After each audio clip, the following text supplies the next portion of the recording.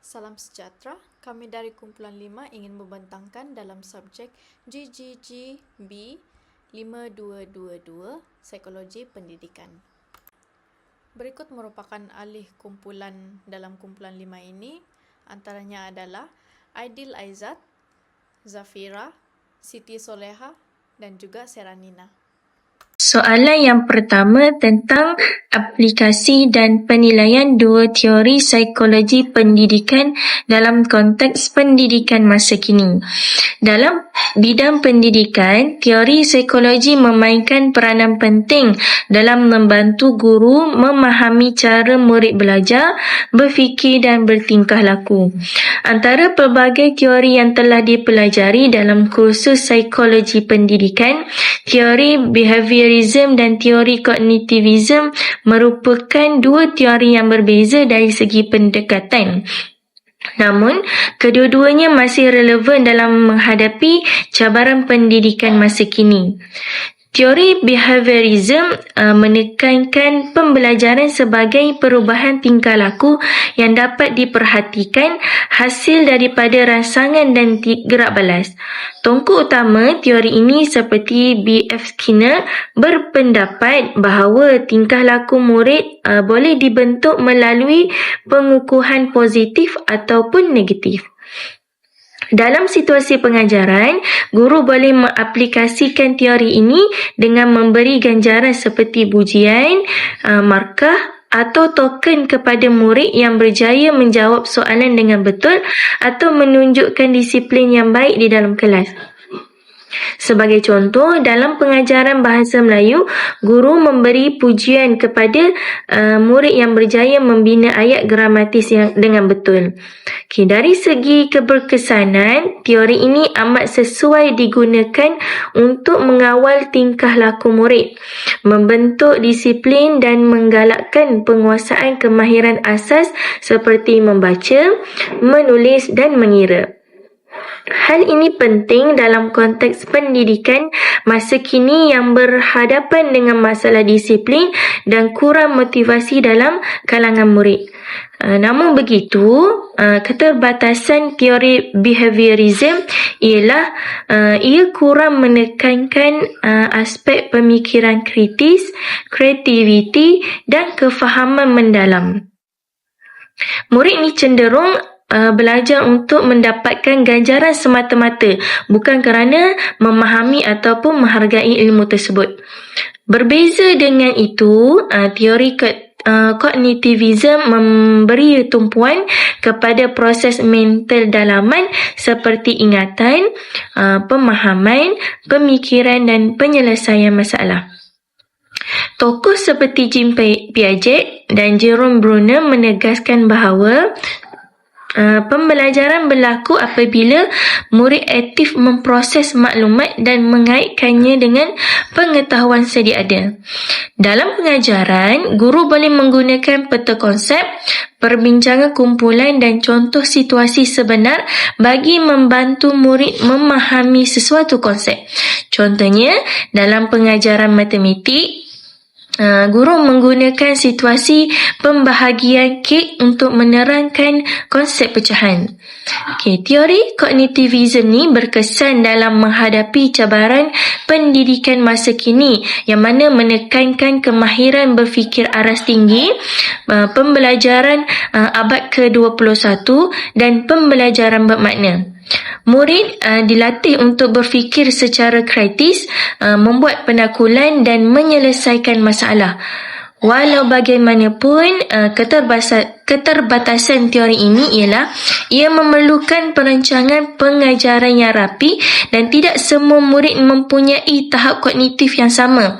Murid yang lemah mungkin menghadapi kesukaran untuk mengikuti pembelajaran jika sokongan tidak mencukupi. Kesimpulannya, kedua-dua teori behaviorism dan kognitivism ni mempunyai kekuatan dan kelemahan tersendiri dalam menghadapi cabaran pendidikan masa kini.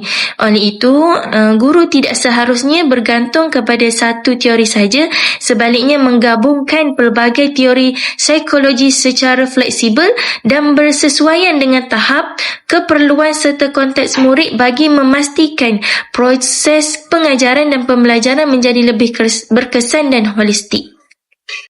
Soalan kedua tentang bagaimana konsep scaffolding dapat diaplikasikan dalam pengajaran bahasa Inggeris untuk murid dengan latar belakang sosioekonomi, tahap kebolehan dan gaya pembelajaran yang berbeza.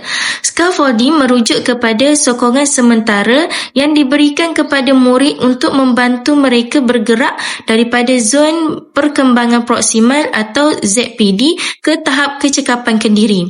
Pertama, dari segi konsep asas, Vygotsky menekankan bahawa pembelajaran berlaku melalui interaksi sosial. Guru dan rakan sebaya berperanan sebagai pembimbing dengan memberikan sokongan berperingkat yang akan dikurangkan apabila murid semakin mahir.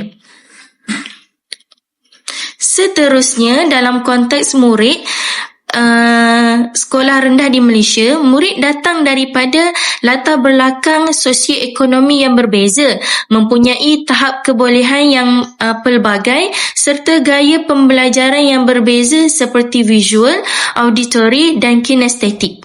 Oleh itu, guru perlu menyesuaikan kaedah pengajaran agar semua murid dapat belajar secara inklusif. Bagi strategi scaffolding dalam pengajaran bahasa Inggeris, guru boleh melaksanakan yang pertama, pra-pengajaran kosakata menggunakan gambar dan audio. Yang kedua, model I do, we do, you do untuk bimbingan berperingkat. Yang ketiga, soalan bertahap mengikut keupayaan murid. Yang keempat, pembelajaran rakan sebaya serta penggunaan multimedia seperti video dan lagu. Strategi ini membantu murid memahami bahasa Inggeris secara beransur-ansur dan lebih yakin. Dari segi analisis kritis, scaffolding ini dapat meningkatkan tahap kefahaman murid, khususnya murid yang kurang pendedahan kepada bahasa Inggeris. Namun, guru perlu mengelakkan stereotip terhadap murid lemah dan memastikan perancangan pengajaran ni dibuat dengan rapi agar sokongan diberi secara seimbang.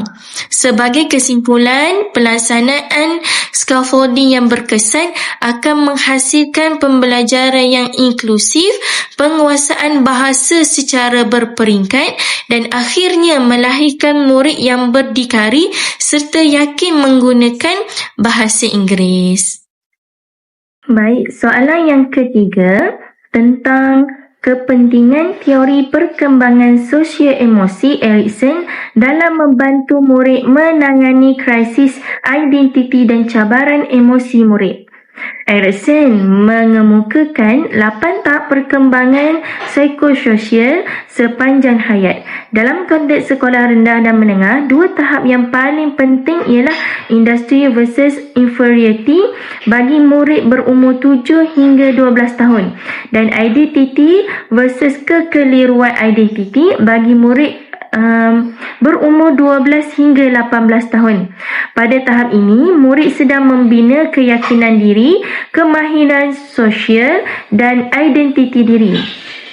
Kegagalan menangani konflik ini boleh menyebabkan murid berasa rendah diri atau mengalami kekeliruan identiti.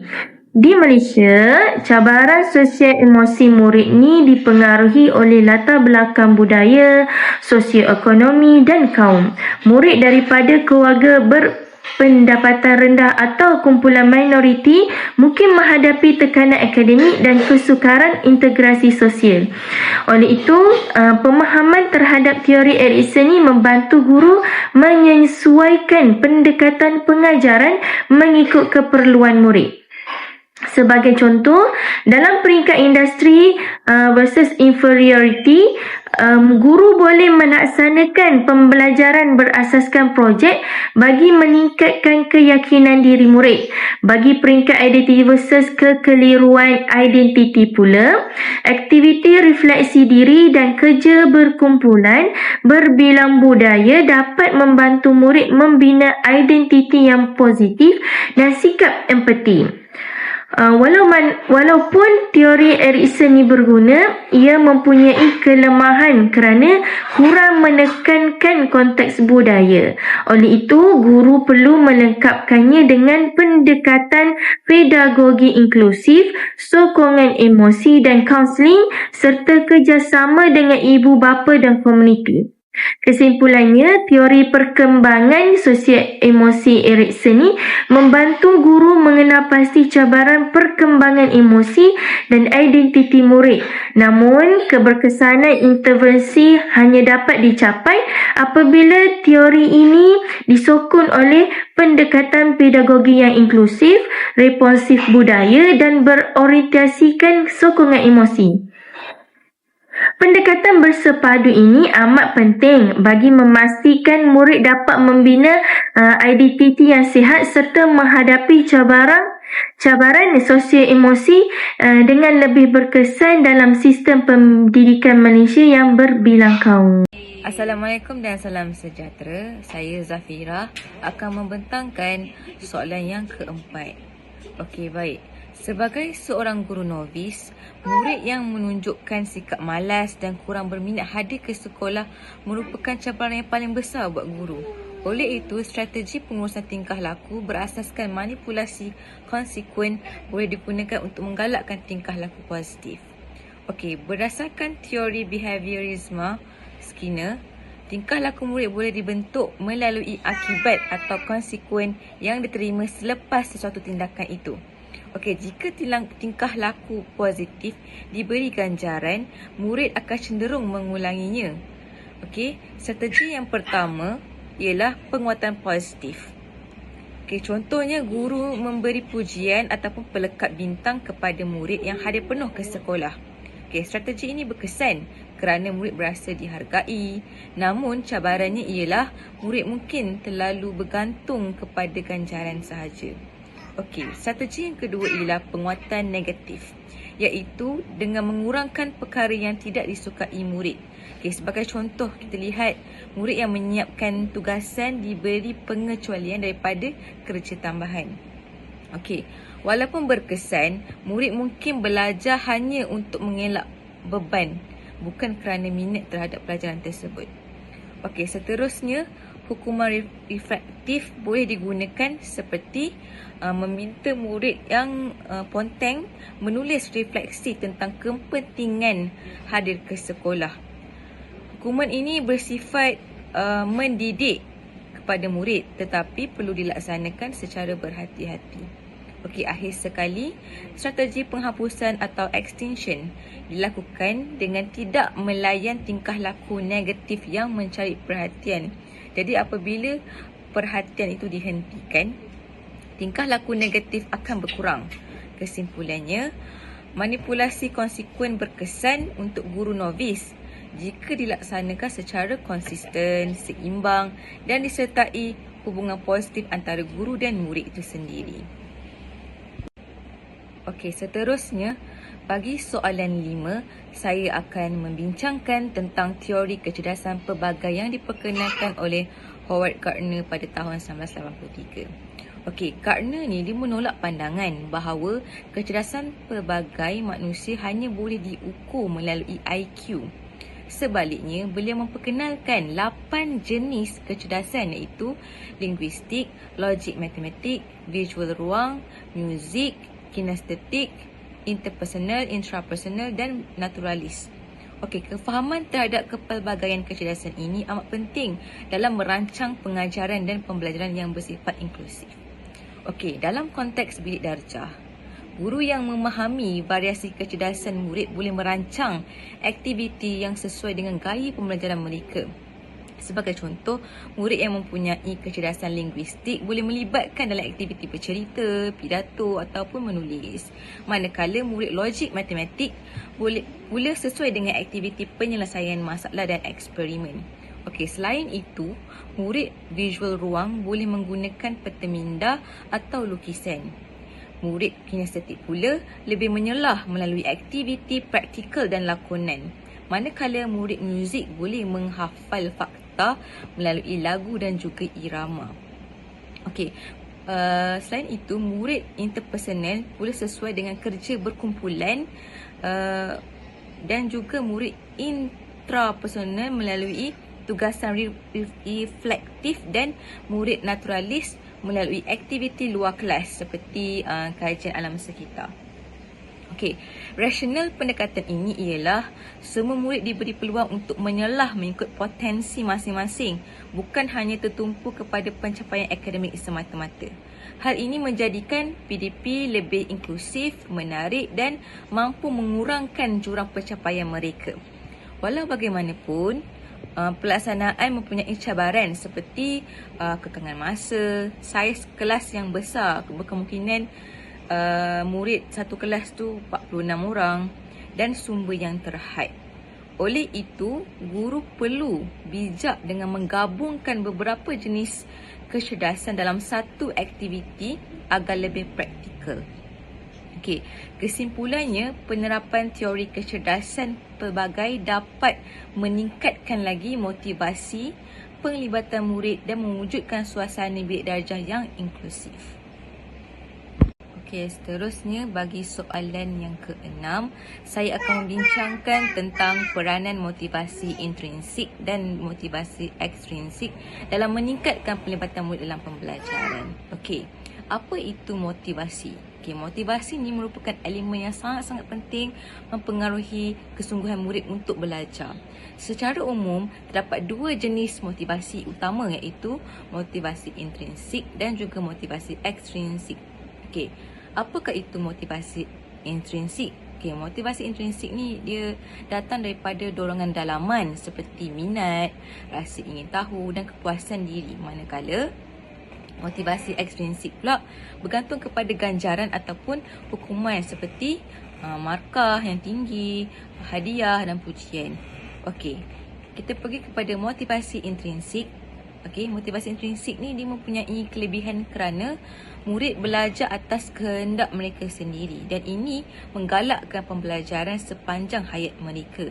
Namun begitu, cabarannya ialah motivasi ini dia sukar diwujudkan, terutamanya dalam kalangan murid yang kurang minat terhadap sesuatu mata pelajaran.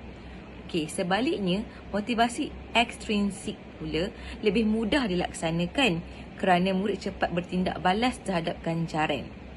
Okey, walau bagaimanapun, murid mungkin belajar hanya kerana hadiah. Okey, dapat hadiah yang banyak, baru dia nak jawab. Okey, macam tu kan. Okey, atau takut dengan hukuman yang diberikan oleh guru mereka. Dan minat mereka ni boleh berkurang apabila ganjaran yang cikgu nak bagi tu tidak lagi diberikan. Okey. Okey, dalam konteks dalam bilik darjah, guru perlu mengimbangi kedua-dua jenis motivasi ini. Okey, pada peringkat awal, guru boleh menggunakan motivasi ekstrinsik tu seperti macam pujian, pujian anak murid, kata bagusnya awak jawab dengan baik, ataupun kita bagi hadiah yang kecil untuk mereka, macam kita bagi hadiah pensel ke, hadiah coklat ke, hadiah gula-gula ke untuk mereka untuk menarik perhatian murid. Okay, seterusnya, guru perlu membina motivasi intrinsik dengan mengaitkan pembelajaran dengan minat serta kehidupan sebenar murid. Okay, contohnya, guru sains ni dia boleh menjalankan eksperimen mudah yang mencetuskan rasa ingin tahu murid tu. Okey, baik. Bagi mengurangkan kebergantungan terhadap motivasi ekstrinsik tu yang ganjaran tersebut, guru boleh menggalakkan refleksikan diri. Pembelajaran berasaskan projek dan memberi murid ni pilihan di dalam aktiviti pembelajaran tersebut. Langkah ini adalah membantu murid menjadi lebih berdikari dan bermotivasi secara dalaman. Okey, kesimpulannya, motivasi intrinsik dan ekstrinsik saling melengkapi tau sebenarnya. Guru yang berkesan ialah guru yang mampu menguruskan atau menggunakan kedua-dua motivasi ini secara seimbang bagi meningkatkan penglibatan dan minat murid tu dalam pembelajaran. Okay, itu saja daripada saya. Saya serahkan pembentangan seterusnya. Okay, kita masuk pada soalan 7, iaitu teori hierarki keperluan Maslow dan hubungannya dengan motivasi pelajar sekolah menengah di Malaysia. Okey, menurut Maslow pada tahun 1943, motivasi manusia dipengaruhi oleh 5 tahap keperluan. Dalam konteks pendidikan, tahap keperluan yang dipenuhi akan mempengaruhi tumpuan, penglibatan dan pencapaian ekonomi pelajar. Okey, kita masuk pada aplikasi dalam bilik darjah. Pertama ialah keperluan fisiologi. Apabila keperluan asas seperti makanan, rehat dan kesihatan dipenuhi, pelajar lebih fokus dan bermotivasi untuk belajar. Kedua ialah keperluan keselamatan. Persediaan sekolah yang selamat dan bebas buli dapat mengurangkan tekanan, seterusnya menjadikan pembelajaran lebih berkesan. Okey, seterusnya hubungan positif antara guru dan pelajar serta rakan sebaya membantu pelajar merasa diterima sekaligus meningkatkan pelibatan mereka dalam bilik darjah. Keperluan penghargaan kendiri dipenuhi melalui pujian dan pengiktirafan. Hal ini meningkatkan keyakinan diri pelajar dan mendorong usaha pembelajaran yang berterusan. Okey. Seterusnya, aktualisasi kendiri. Pada tahap tertinggi, pelajar berpeluang mencapai potensi diri melalui aktiviti kreatif dan kehebat yang membawa kepada motivasi intrinsik dan pembelajaran bermakna. Okey, kelemahan teori. Walaupun teori Maslow mempunyai kelemahan, keperluan pelajar tidak semestinya dipenuhi secara berterusan. Teori ini kurang mengambil kira budaya kolektivisme masyarakat Malaysia dan bersifat terlalu umum serta kurang fleksibel. Cadangan penambahbaikannya ialah teori ini boleh dikukuhkan dengan menggabungkan bersama teori penentuan kendiri oleh Deci dan Ryan. Selain mengamalkan pedagogi berpusatkan pelajar, sokongan emosi serta kepekaan terhadap latar sosioekonomi pelajar. Okey, kesimpulannya, teori hierarki ini perlu hierarki Maslow keperluan masih relevan sebagai kerangka asas untuk memahami motivasi pelajar. Namun, penggunaannya perlu disesuaikan dengan konteks budaya dan pendidikan semasa di Malaysia. Oleh itu, teori ini boleh dilengkapi dengan teori penentuan kendiri yang menekankan autonomi, kompetensi dan hubungan sosial serta pendekatan pengajaran yang lebih fleksibel dan berpusatkan pelajar. Kesimpulannya, teori Maslow ni masih relevan sebagai asas memahami motivasi pelajar, namun keperluan disesuaikan dengan konteks pendidikan dan budaya semasa di Malaysia. Masuk pada soalan 8, teori perkembangan Kohlberg. Peranan guru dan pembentukan moral pelajar berdasarkan teori perkembangan Kohlberg. Okey, yang pertama, isu semasa pelajar. Mulakan dengan menekankan beberapa isu tingkah laku tidak memoral di kalangan pelajar. Buli cyber, ketidakjujuran akademik, potensi sekolah dan kurang hormat terhadap guru. Seterusnya, terangkan bahawa isu ini menunjukkan tahap penangkulan moral yang rendah. Pelajar membuat keputusan berdasarkan ganjaran hukuman atau tekanan sosial, bukan prinsip moral dalaman. Teori Kohlberg. Teori Kohlberg ni mempunyai 3 tahap moral. Yang pertama, pra-konvensional, bertindak kerana ganjaran atau hukuman. Yang kedua, konvensional rendah, ialah patuh kerana tekanan sosial. Nombor 3, pasca konvensional, iaitu bertindak berdasarkan prinsip moral dalaman. Hal ini menegaskan bahawa guru boleh membantu pelajar bergerak ke tahap moral yang lebih matang melalui bimbingan pengalaman di bilik darjah. Seterusnya kita masuk pada peranan guru. Okey, peranan guru yang pertama, perbincangan dilema moral. Hal ini guru menggunakan contoh sebenar galakkan pelajar menilai tindakan dari segi perspektif keadaan dan tanggungjawab. Okey, yang kedua, guru sebagai model moral. Okey, guru menunjukkan kejujuran, keadilan dan rasa hormat pelajar melalui perhatian. Okey, dan ketiga ialah bilik darjah demokratik. Okey, guru-guru melibatkan pelajar dalam peraturan dan proses membuat keputusan. Hal ini meningkatkan tanggungjawab dan disiplin pelajar di sekolah. Sebagai kesimpulannya, guru membimbing pelajar ke penangkulan moral yang matang. Selain itu, strategi ini mengurangkan tingkah laku tidak moral dan masalah disiplin yang dihadapi pelajar. Dan terakhir, kesimpulannya, teori Colbert ini memberi panduan untuk membentuk pelajar yang beretika dan tanggungjawab. Baiklah, kita akan teruskan kepada soalan yang ke-9 mengenai teori pembelajaran sosial Bandura. Teori pembelajaran sosial yang diperkenalkan oleh Albert Bandura menegaskan bahawa pembelajaran dan tingkah laku murid terbentuk melalui 3 proses utama, iaitu pemerhatian, peniruan dan peneguhan dalam persekitaran sosial. Teori ini menolak pandangan bahawa pembelajaran hanya berlaku melalui pengalaman langsung, sebaliknya menekankan peranan model sosial seperti guru, rakan sebaya dan media. Jadi dari konsep teras ini, pemerhatian merujuk kepada proses murid belajar dengan melihat tingkah laku atau strategi yang ditunjukkan oleh guru atau rakan.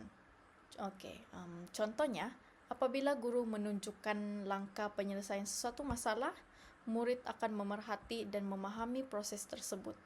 Seterusnya, melalui peniruan, murid akan mencontohi strategi atau tingkah laku yang diperhatikan, terutamanya apabila model tersebut dilihat berjaya. Untuk peneguhan pula, berlaku menggalakkan apabila murid menerima pujian, ganjaran atau maklum balas positif yang menggalakkan mereka mengulangi tingkah laku dalam pembelajaran tersebut. Jadi proses ini secara langsung akan membina self-efficacy, iaitu keyakinan murid terhadap kebolehan diri. Jadi apabila diaplikasikan dalam bilik darjah sekolah menengah di Malaysia, teori ini mempunyai beberapa kekuatan yang signifikan. Antaranya ialah keupayaannya meningkatkan motivasi dan keyakinan diri murid, menjadikan pembelajaran lebih bermakna serta selari dengan pendekatan pembelajaran abad yang ke-21 yang menekankan interaksi sosial dan penggunaan teknologi digital. Jadi murid sekolah juga berada pada fasa perkembangan sosial yang aktif. Justru pembelajaran melalui rakan sebaya menjadi sangat berkesan. Namun demikian, terdapat juga kelemahan dalam aplikasi teori ini.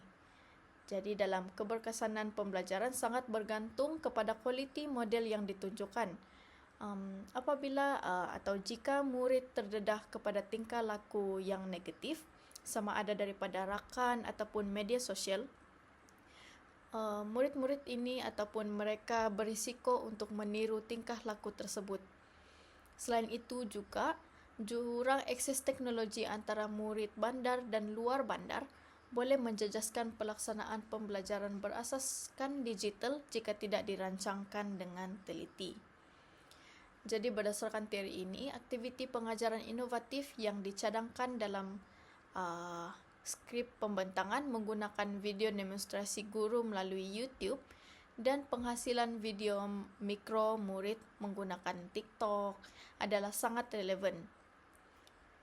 Jadi video guru berfungsi sebagai model pembelajaran yang jelas dan standard, manakala Video mikro murid membolehkan murid meniru, mengaplikasikan dan menyampaikan semula pembelajaran secara kreatif.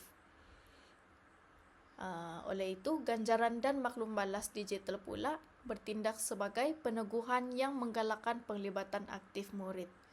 Secara justifikasinya, aktiviti ini sangat berkesan kerana ia menggabungkan ketiga-tiga elemen utama teori pembelajaran sosial iaitu pemerhatian, peniruan dan peneguhan.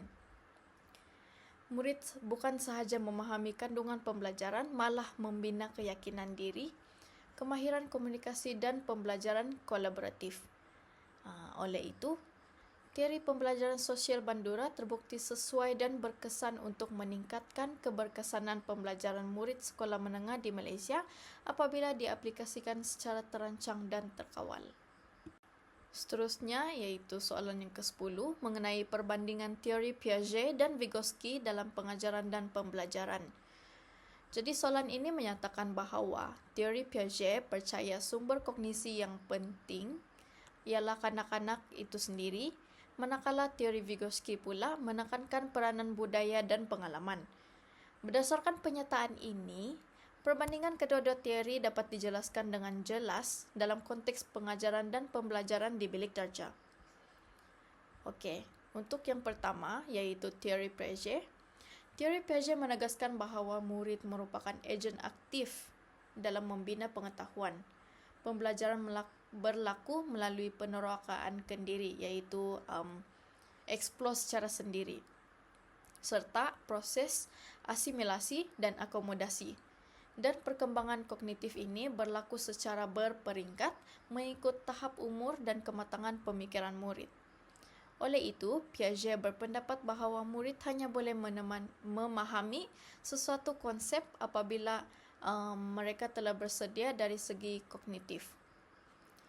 Jadi dalam konteks pengajaran dan pembelajaran pula, justifikasi teori ini ialah guru perlu menyediakan pengalaman pembelajaran yang membolehkan murid meneroka dan menemui pengetahuan sendiri. Maka, peranan guru adalah sebagai facilitator, bukannya penyampai maklumat secara langsung, iaitu dikenali sebagai secara direktif. Sebagai contoh, dalam pengajaran sains, murid menjalankan eksperimen untuk menemui konsep sendiri melalui pemerhatian dan pengalaman. Jadi, antara fakta menarik dalam teori Piaget ini, menurut Slavin dari 2020, menyatakan bahawa pembelajaran kendiri lebih berkesan dan berkekalan apabila selari dengan tahap kognitif murid. Seterusnya yang kedua iaitu teori Vygotsky.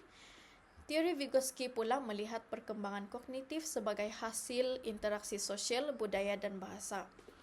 Jadi menurut Vygotsky ini, murid mampu mencapai tahap pembelajaran yang lebih tinggi melalui bantuan orang lain yang lebih berpengetahuan.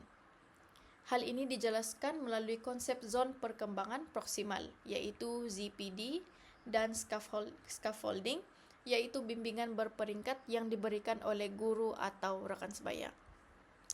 Jadi dalam konteks bilik darjah ini, teori ini justifikasinya ialah pembelajaran akan menjadi lebih bermakna apabila murid belajar secara kolaboratif. Oleh itu, guru berperanan sebagai pembimbing dan mediator yang membimbing murid sehingga mereka mampu berdikari. Baiklah, sebagai contoh, dalam pengajaran penulisan karangan bahasa Melayu, murid berbincang dalam kumpulan, menerima bimbingan rakan sebaya dan guru sebelum menulis secara kendiri. Antara fakta menarik dalam teori ini iaitu kajian oleh Woolfolk dalam 2023 menunjukkan bahawa pembelajaran kolaboratif dapat meningkatkan kemahiran berfikir aras tinggi serta kemahiran komunikasi murid. Jadi secara perbandingan antara kedua-dua teori ini, teori Piaget memberi fokus kepada pembelajaran individu dan penerokaan kendiri, manakala teori Vygotsky memberi fokus kepada pembelajaran sosial dan budaya. Dalam amalan pendidikan masa kini, kedua-dua teori ini tidak bercanggah, malah saling melengkapi. Gabungan penerokaan kendiri dan bimbingan sosial membolehkan murid membina pengetahuan secara lebih mendalam dan bermakna. Jadi sebagai kesimpulan untuk soalan yang ke-10 ini, pernyataan soalan ini jelas menunjukkan bahawa Piaget dan Vygotsky memberikan perspektif yang berbeza tetapi sama-sama penting dalam memahami proses pembelajaran murid. Pengintegrasian kedua-dua teori ini dapat menghasilkan pengajaran dan pembelajaran yang lebih seimbang, berkesan dan relevan dengan keperluan pendidikan abad yang ke-21.